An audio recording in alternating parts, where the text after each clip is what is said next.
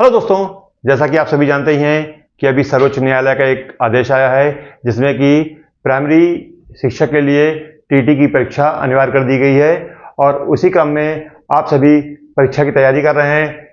मैं भी आपके लिए थोड़ा सा सहयोग देने के उद्देश्य से कुछ वीडियोस लाया हूं, जिसे कि मैं आज स्टार्ट कर रहा हूं, जिसमें कि मैंने आपको कुछ विषय के बारे में बताया था कि आपका टीटी का सिलेबस क्या है, जिसमें कि आपको क्या क्या विषय पढ़ने हैं।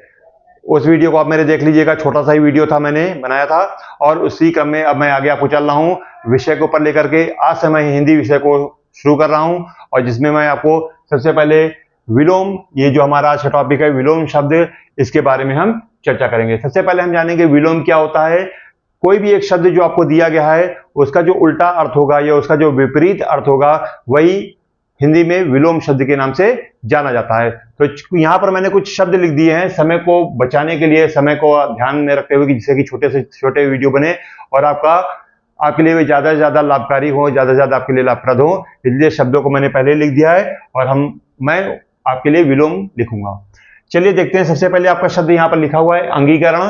तो अंगीकरण का विलोम क्या होगा आपका? इसका विलोम होगा आपका अनंगीकरण। इसका विलोम जो दोस्तों हो जाएगा वो हो जाएगा अनंगीकरण। दूसरा आपका जो यहां पर शब्द लिखा है वो लिखा हुआ है आकर्मक। आकर्मक जिसमें कि कर्म ना हो, जिसके साथ में कर्म ना हो, तो इसका विलोम क्या हो जाएगा आपका? सकर्मक। इसे हम क्रिया के अंतर्गत पढ़ते हैं, यानी अकर्मक क्रिया और सकर्मक क्रिया। तो वहीं से ये शब्द निकला है अकर्मक का सकर्मक। इसके अलावा इसके बाद में है अगला शब्द आपका अंत है। अंत का विलोम क्या होगा? अंत का विलोम होगा आदि। ये आपका दोनों तरफ से काम करेगा। इसका मतलब कि आदि का अंत और अंत का आदि। इसी तरह से अकर्मक का सकर्मक भी परीक्षा में कई बार पूछा गया है, तो आप अकर्मक का सकर्मक या सकर्मक का अकर्मक भी लिख सकते हैं।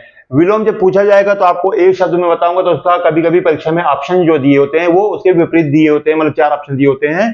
तो उसमें भी आपको ध्यान से देखना है कि ऑप्शन कौन सा सही है। ऑप्शन के अनुसार भी उत्तर आपके बदलते रह सकते हैं, मतलब वो, क्योंकि जैसे आप जानते हैं कि कई एक ही शब्द के कई अर्थ होते हैं, जिसे हम समानार्थी शब्द भी बोलते हैं। तो उस क्रम में क्या हो जाएगा कि आपको ऑप्शन का भी ध्यान रखना पड़ेगा।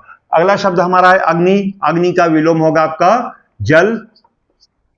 इसी तरह से अग्र का विलोम आपका होगा पश्च। अग्रगामी का हो जाएगा पश्चिगामी। अगला है आपका अति। अति का होगा न्यून। इसके अलावा है अतिवृष्टि। अतिवृष्टि का हो जाएगा अनावृष्टि।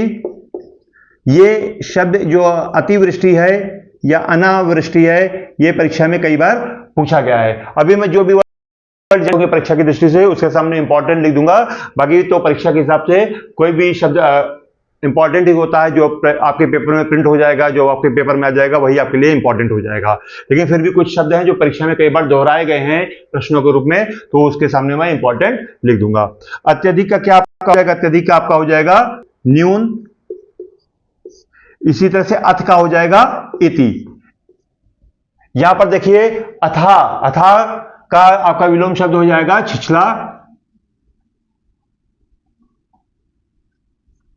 अधीन। अधीन का आपका क्या हो जाएगा? इसका 2 हो जाएगा, एक तो अनधीन या फिर आप इसको स्वतंत्र भी लिख सकते हैं। ऑप्शन के ऊपर डिपेंड करेगा कि परीक्षा में आपका क्या ऑप्शन दिया हुआ है। स्वतंत्र। इसके बाद अनंत। अनंत का क्या हो जाएगा? अनंत का हो जाएगा आपका शांत, और एक ऑप्शन और भी हो सकता है ससीम। तो यह तो आपका शांत दिया होगा ऑप्शन में या फिर ससीम दिया होगा। अगर इन दोनों से जो भी एक दिया हुआ है वही आपके लिए अनंत का विलोम शब्द आपको उत्तर में लगाना पड़ेगा।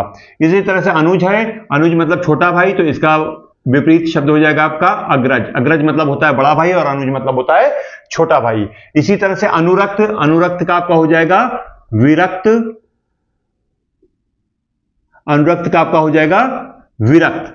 इसके बाद में उत्कर्ष। ये तो कॉमन वर्ड है, कई बार आपने प्रयोग किया होगा अपने डेली लाइफ में भी। तो उत्कर्ष का हो जाएगा अपकर्ष। या इसी का एक और अगर अपकर्ष ना दिया हो तो कभी कभी ऑप्शन में आपका पतन भी दिया रहता है, जबकि क्योंकि उत्थान मेनली तो आपका उत्थान का विलोम पतन होता है, लेकिन कभी कभी उत्कर्ष के ऑप्शन में आपको अपकर्ष नहीं देगा, तो वहां पर फिर आपको पतन और पतन देगा, तो वहां पर आप पतन ही आंसर में लगाएंगे या पतन भी आंसर में आप लगाएंगे। जब क्योंकि ऑप्शन में आपका अपकर्ष दिया ही नहीं होगा, तो आप फिर कोई ना कोई तो उत्तर आपको लगाना ही पड़ेगा, सेलेक्ट करना ही पड़ेगा। तो पतन अगर ऑप्शन में दिया होगा तो ये भी आप लगाएंगे।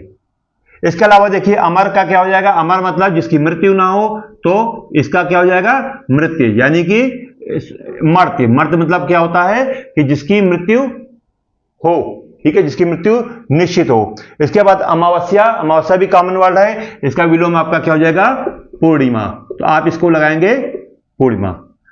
ठीक है दोस्तों, ये छोटा सा वीडियो था और पढ़ाई की दृष्टि से मेरा पहला वीडियो था, इसको मैं यहीं रोक रहा हूं और अगले वीडियो में मैं आपको इसी के आगे और भी चीजें लेकर के आऊंगा, और भी विलोम शब्द लेकर के आऊंगा।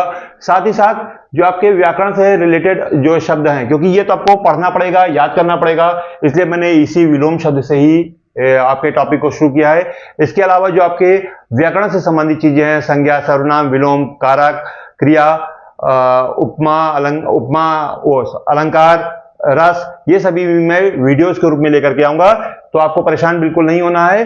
और आप इस वीडियो को ध्यान से देखिए, शब्दों की प्रैक्टिस करिए, बोलने की प्रैक्टिस करिए, लिखने की प्रैक्टिस करिए।